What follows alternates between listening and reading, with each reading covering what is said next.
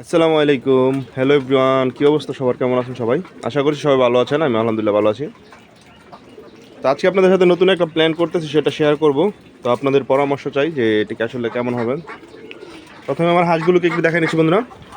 এই যে আমার হাঁসগুলো অলমোস্ট খাবারের উপযোগী হয়ে গেছে। আশা করা যায় আর মাসখানেক লাগবে। এই যে এই সাদা হাঁসগুলো মাশাল্লাহ খাবার দিলাম, খাইলো।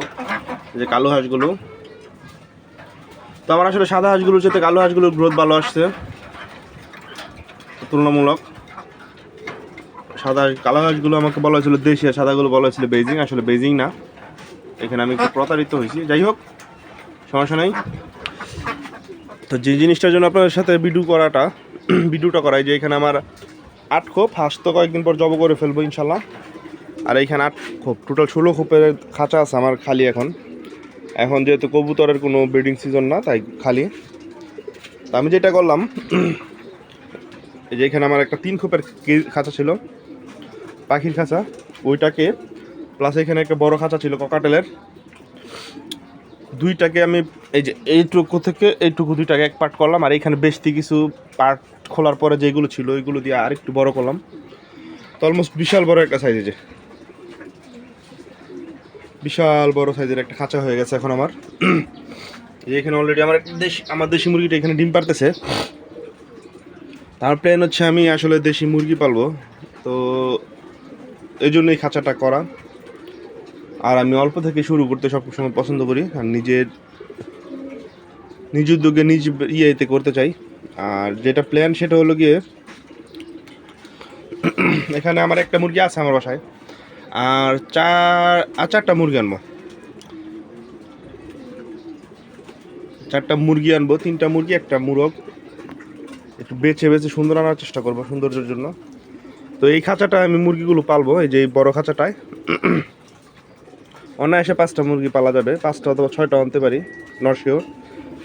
তো এই যে এখানে যে পালার পরে মুরগি ডিম পারবে ইনশাল্লাহ। যদি ডিম পারে, তারপরে এই কেজি দিয়ে আমি বাচ্চা করানোর ইচ্ছা আছে। আমার প্ল্যানগুলো বলতেছে আর কি, বাচ্চা করানোর ইচ্ছা আছে। পরবর্তীতে যে দেশি বাচ্চা হবে ইনশাল্লাহ, ওই বাচ্চাগুলো আমি মাংসের জন্য পালন করার ইচ্ছা আছে। এখানে আমার টোটাল 16টা খোপ আছে। প্রত্যেক খোপে যদি 4টাও করে মুরগি পালা যায়, একবার পূর্ণাঙ্গ বয়স হলে 4টা পর্যন্ত রাখা যাবে মাংসের জন্য করলে। তো 4টা করে রাখলে 8, 16 দুগুণে 32, 60টা 64টা 60টার মতো মুরগি করা যাবে এই কেজে।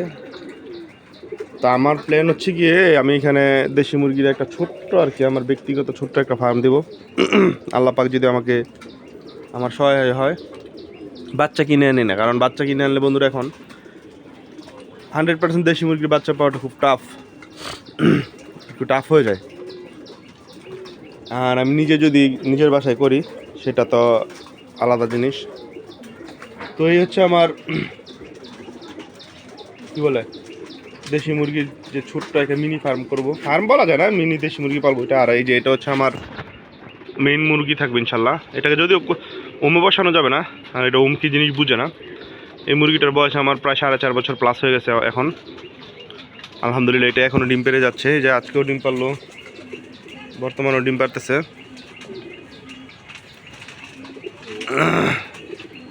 তো অবশ্যই আপনারা জানাবেন যে জিনিসটা কেমন হবে।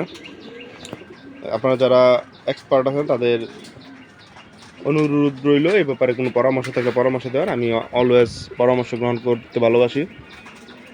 তো এই ছিল ছোট্ট একটা আপডেট বন্ধুরা। ধন্যবাদ সবাইকে যারা ভিডিওটি দেখছেন।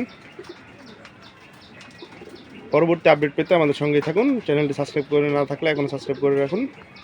ধন্যবাদ সবাইকে, আসসালামু আলাইকুম।